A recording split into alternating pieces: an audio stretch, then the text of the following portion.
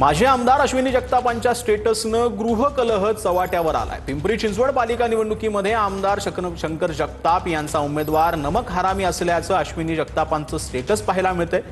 भाजप उमेदवार ज्ञानेश्वर जगतापांना उद्देशून माजी आमदार अश्विनी जगतापांचा हा स्टेटस आहे। मात्र काही तासातच अश्विनी जगतापांकडून स्टेटस डिलीट करण्यात आला।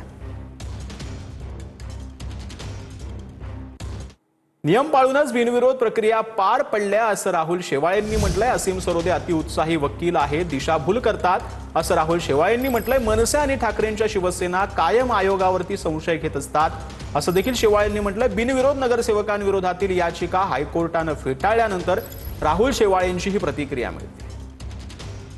निवडणूक आयोग आणि त्या ठिकाणच्या आरो यांनी निवडणूक आयोगाचे सर्व नियम पाळूनच बिनविरोधच्या ज्या नगरसेवकांची जी प्रक्रिया ती पूर्ण केली। न्यायालयाने हा जो निर्णय दिलेला आहे तर या सर्व गोष्टींना एक चपराक होईल।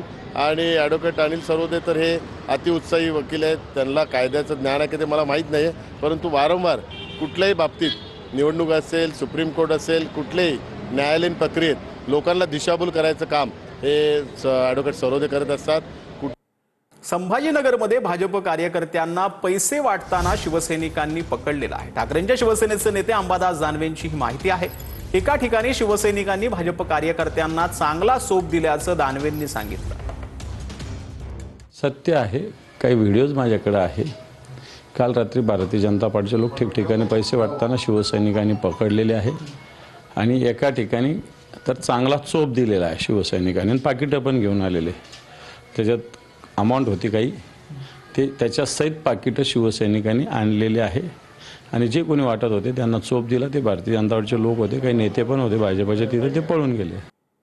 तर ठाकरे बंधू मुंबादेवीच्या दर्शनाला गेले आणि मुख्यमंत्री जनतेच्या कामाला लागले। जनतेची सेवा हीच खरी भक्ती असं चित्रा वाघ यांनी म्हटले। ठाकरे बंधूंच्या मुंबादेवी दर्शनावरून चित्रा वाघ यांनी ही टीका केलेली आहे। एरवी देवदेवतांवर प्रश्नचिन्ह उपस्थित करणारे ठाकरे बंधू गेले होते मुंबादेवीच्या दर्शनाला आणि आपले मुख्यमंत्री प्रचार संपवून लगेच जनतेच्या कामाला, सरकारच्या कामाला लागले। भारत हेवी इलेक्ट्रिकल लिमिटेडचे म्हणजे भेलचे अध्यक्ष के सदाशिवमूर्ती यांना भेटले। गुड गव्हर्नन्सवर एक बैठक सुद्धा घेतली। नामदेव ढसाळजी यांच्या पत्नीच्या प्रकृतीची चौकशी केली आणि त्यांना संपूर्ण मदत करण्याचे आश्वासन दिले। जनतेची सेवा हीच भक्ती मानणारा असा आहे आमचा वेगळा देवाभाऊ।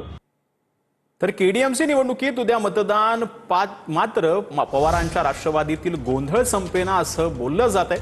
राष्ट्रवादीच्या पदाधिकाऱ्यांचा पक्षातील उमेदवाराला पाठिंबा न देता ठाकरेंच्या शिवसेनेच्या उमेदवाराला पाठिंबा पाहायला मिळतोय। पवारांच्या राष्ट्रवादीच्या पदाधिकाऱ्याचा ठाकरेंच्या शिवसेनेला उमेदवाराला पाठिंबा देण्यात आलेला आहे।